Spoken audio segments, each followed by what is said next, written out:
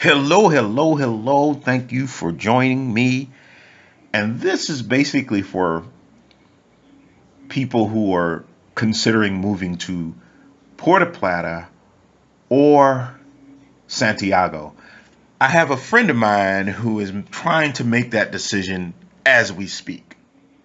And I thought maybe I could talk about that, because I'm sure there are many people who are in that situation. So, I've lived in both places for years. And so I may be able to give some insight. I hope I can give some insight to people who are trying to decide, or people who've never lived here before in the Dominican Republic. Now, I can tell you from the outset that learning Spanish makes that transition much easier. If you can have that grasp of it, it is going to make everything. You hear some people say, you'll never need the Spanish. I think you do. I think it just makes everything much easier. Um, Now, there's another thing I think that's true is, you may hear sometimes somebody, kind of being critical of the country because they haven't adapted to it yet, or they won't adapt to it. And we have to keep in mind, if you're talking about going to somebody else's country, you know, we have to think, not saying that we can't be critical, but we have to think in terms of, well, I have to adapt first and then, maybe be critical, because the whole country isn't going to change. There's no need to like complain about it. I can tell you from living in Puerto Plata, I'll start off with the pros of Puerto Plata first, then I'll talk about the pros of Santiago. Then I'll go into the cons. Now, the Malecon, which is basically a riverfront or seafront or a place that's, just where people hang out, or an area to where people congregate, or along an oceanfront or whatever. It is beautiful down there in Puerto Plata. It is beautiful, and whether you're getting up in the morning or in the evening to just either sit out there or just enjoy the fresh air and listen to the water and the waves, or you want to exercise. Many other people are exercising in the evenings or in the mornings there too, and it's pretty safe. That is an awesome experience. That is one of the best things, I think, about living in Puerto Plata, that Malecon. And, now there's a fort there um, that was constructed in like 1570s. King Felipe II of Spain, you know, commissioned it to be construction. So it's constructed. So it's very super old. Take a visit in there if you get a chance. Now the thing about that is the Malecon extends for about, I don't want to get it wrong. It's like 3.5 miles, maybe 4. I don't know, but it's a pretty good walk. It's a pretty good, and they have it marked off by these like bumper things that you go to the when you go to the grocery store. It's funny though, if you look at them, you see a lot of people have ran into them, boy. Anyway, so it's beautiful, and what they have done the last couple of years, I think it's been maybe 4 years, 5 years, where they have constructed like a outdoor concert theater type thing where people come and do songs and do things. They have like festivals along the Malecon and things. So it's great. It's great. That is the best thing, in my one of the best things about Puerto Plata. Now, number three, because is you can actually get up in the morning, and if you get there on the right days, you'll see some boats. They take the motors off of them in the evenings, but you'll see some boats. That's where people, go out, catch fish in the morning, and you can buy them right there, really fresh. There are people who live in Puerto Plata who's never done that, But if you haven't, you should. It's really fresh stuff coming right off the boats. Now, number four, it has been voted on several different travel sites that I've seen, is one of the safest cities, or the safest city in the Dominican Republic. I can tell you from living there for years that you just didn't see a lot of people, like getting murdered and shot and things like that, like you may see in the other cities. Okay. Um, so I think that's a huge plus for Puerto Plata. Number five, it's very small. You can kind of get around. It's not real like a large place like, you know, Santiago or Santo Domingo. Number six, Puerto Plata is very historical. They have beautiful Victorian architecture lines at like Parque Central and that whole area where you can walk, you can watch people, you can feed the pigeons, you could visit the cathedral, you could go to like, Parque, it's called Parque Central. It is a nice place to just relax and just really absorb the slow-paced mood of the Dominican Republic. Also, another good thing about Puerto Plata is you can find places to do outside stuff like horseback riding. You can go rent jeeps and go through the mud. There's safaris. There's less pollution in Puerto Plata than many other cities because it's close to the ocean and everything. That's a huge plus also about Puerto Plata. I think it's a lot less pollution than many other places, especially bigger cities of just that size. It's not a great huge city, but it's a little sizable city. They have many beaches around Puerto Plata. You have Encuentro, you have Playa Alicia, Cabarete, Sosua, Confresi, Costamba, Amber Cove. Speaking of Cabarete, oh man, at night it's really beautiful out there. And then in the day, a lot of people they call it, part of it like Kite Beach, because a lot of people are out there on those kites, and it's beautiful, out there. You can just sit out there, and there is some really reasonably priced restaurants in Cabarete also. There's a Chinese restaurant if you're leaving Puerto Plata on the right and people sit outside, it's red. Just remember that. The food is always hot and cheap. And, I'm on number 14, Teleferico, the cable car. You have the cable car there. And some people just go up to the cable car and look, say it's cool. But there's other things like if you go on the back street, you can go watch some chicken fighting down there on several days on the back behind the Teleferico.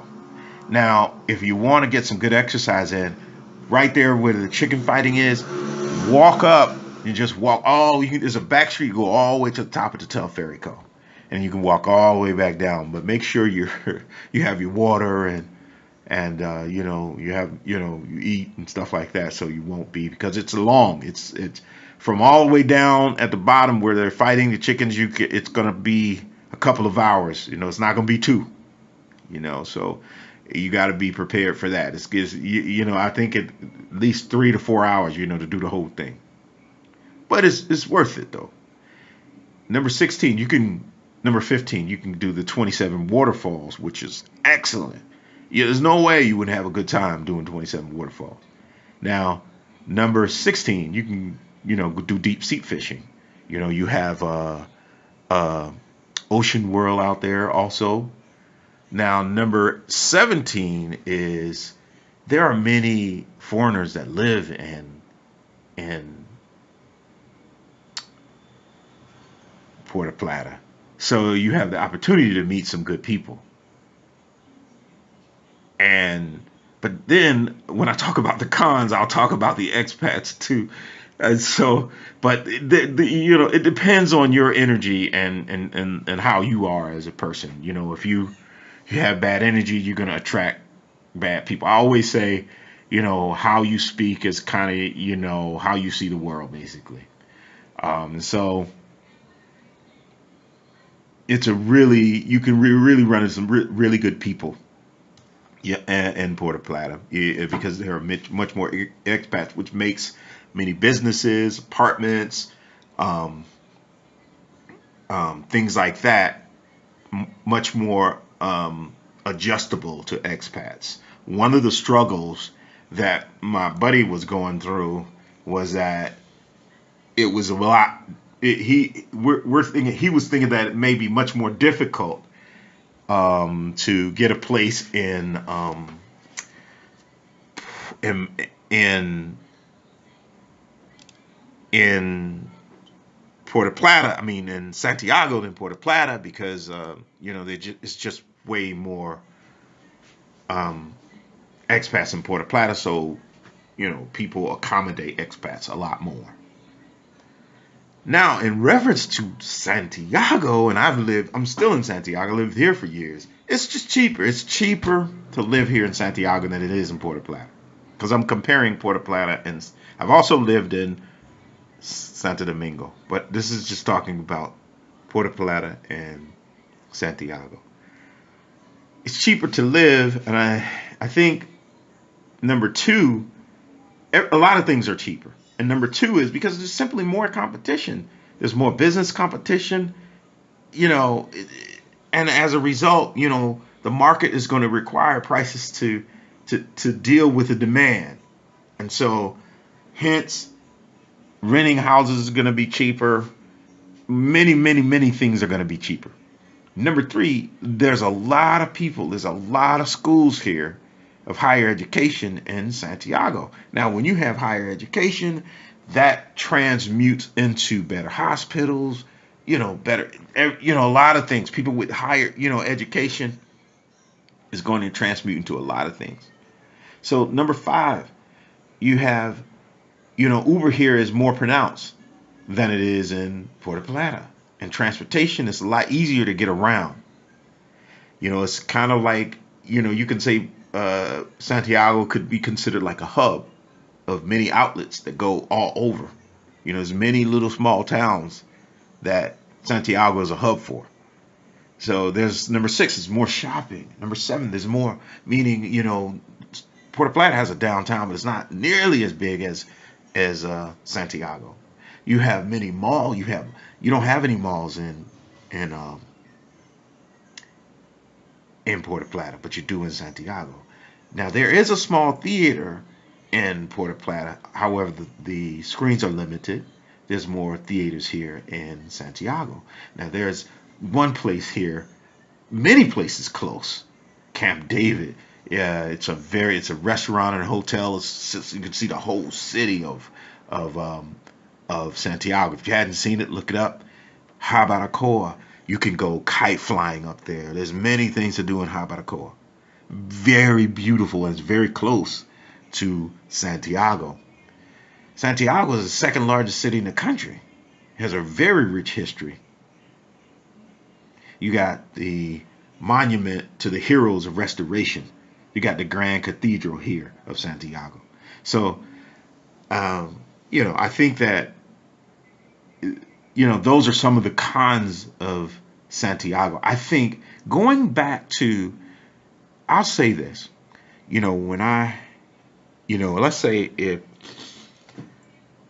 the person who you marry or who you deal with is going to reflect who you are, basically. When people say there are no good people here, good, it's just who they choose to be around, basically.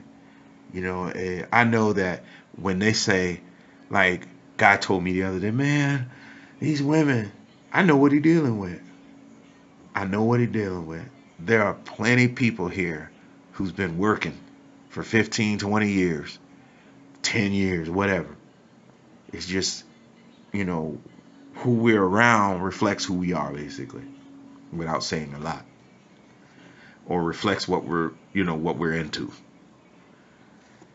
Some of the cons of of let's go to Puerto Plata. Some of the cons, and I said many expats. And this is not gonna be. I've been reading The Man Child in the Promised Land, which basically deals with emotionally and socially. It's like a story of somebody who was emotionally and socially maladjusted, and it talks about men being children. And I'm not going to talk about this, too long. But I can say this that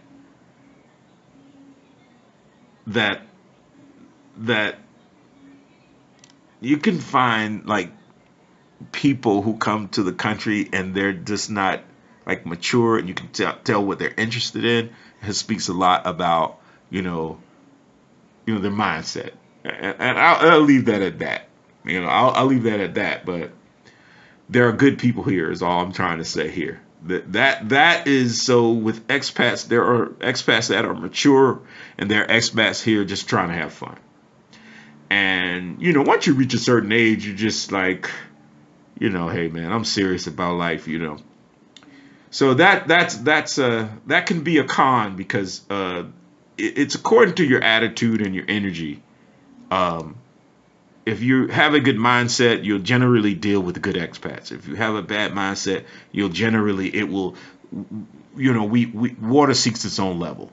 So you're gonna draw certain type of either Dominicans or expats in your sphere.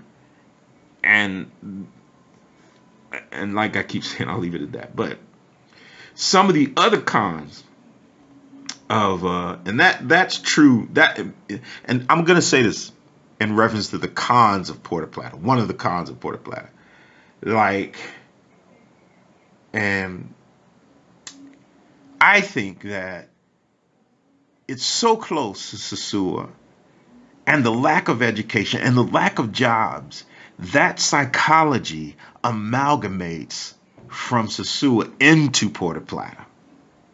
And you have less educated people there than you would in a bigger city like Santiago. One thing and so in my mind, that's the amalgamate. And see, when many expats are in a particular area, sometimes that exacerbates the amalgamation. And one thing that I think is a con with Puerto Plata being so close to the water. I don't think there's one seafood restaurant in Puerto Plata. You just don't see seafood restaurants in this country all that much. You can find a place where they may be selling fish, but a restaurant. And I thought about it and I thought about it and I thought, and I started looking into it. And one of the cons with being so much water and uh, so few restaurants, or it's just because the fishing industry in the country is simply not developed. Think about this. Anybody who lives in the United States, especially if you live in Florida, you can't look out on the ocean for 10 minutes usually and not see somebody in a boat. There are many places in this country, beautiful water, and you won't see anybody out there. You know. So I can tell you that the fishing industry is not developed like it would be if this were a United States state or whatever, there'd be people fishing all over, and the fishing industry would be developed. It's simply just like I always say you can fly over, especially a lot of Spanish speaking countries, and you can fly before you land, and you can see infrastructure. And some people would argue that the Spanish colonized all these places, and then when it was time for them to leave, they just booked. They didn't create infrastructure. They didn't create banks and things that way. And that's why some of these countries struggle with infrastructure. You don't even have in some places you can't even flush paper down the toilet because of the infrastructure in reference to plumbing. When con about Puerto Plata also is going back to infrastructure. It's a lot better than it used to be years ago, but the electrical grid just goes out, just simply goes out more there than it does in Santiago. I went into a I went into a dentist office with somebody in Puerto Plata, and I went in it and I was like, are they fixing teeth up in here? Or are they fixing motorcycles up in here? It was just that dirty, So, if you go into that main hospital right there, right on the where they have the taxi cabs right there, you go up in there, man, it is something to see. The one of the Another con about Puerto Plata is many, many, many muchísimo motoconchos. And if you hit one of them, many times, they're going to look at you. And I would suggest, and I would submit to anybody who has a car, cameras that run on your car while you're driving it is so cheap right now. You can have one from the front and the back, and that may help you if one of them runs into you, because it's a mess. I was sitting still, sitting still in Puerto Plata, and a guy ran into me, and it was a police, and he was trying to blame me. Sitting still, the car wasn't even running. So you gotta kind of, that's a con. It's much more motos down there.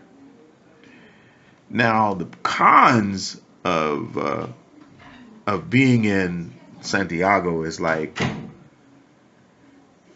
my buddy's going through this. You have a fiadora or a guarantor. It's like if you're trying to rent a house, sometimes it could be more difficult. You got to have somebody, they basically got to sign for you. One thing about a number two, I heard somebody say the most ridiculous thing I've heard about living, and I don't think he's ever lived here. But he's like, man, I could walk at night in Santiago. Any of you guys know any people that live? Just talk to Dominicans. Yeah, you might walk around somewhere where there are a lot of people, but the crime, man. Oh man, it's definitely different than Puerto Plata. I always say people live here like tortugas, and that's like a turtle, right? They at night they just close in like a turtle. These bars ain't on people's windows for nothing. If they know better, we should know better. Traffic is not that great here. It's if anybody knows anything about here, if they've never been here, you just really have to be careful. You have to always, drive defensively because the traffic is horrible. I've never been anywhere where it gets this very little rainfall. I haven't looked it up, but man, I've been in Santiago for years, and it just doesn't rain here all that much. So there's no Malecon here. There's no riverfront here, but they're close enough. You could just go. You're about from Puerto Plata, it's maybe an hour, 15 minutes. If you're driving very easy, we say an hour, 15 minutes. You might can do it if you're, want to drive crazy. It's not close to beaches. No Malecon. And like I said, very little rain here. Very little rain here. It is more crowded here. There are very nice spaces that you can go to. So I know I left out things, but I hope for those of you who were thinking about moving or whatever, I was able to help a little bit. But okay, you guys have a wonderful day, and thanks for listening.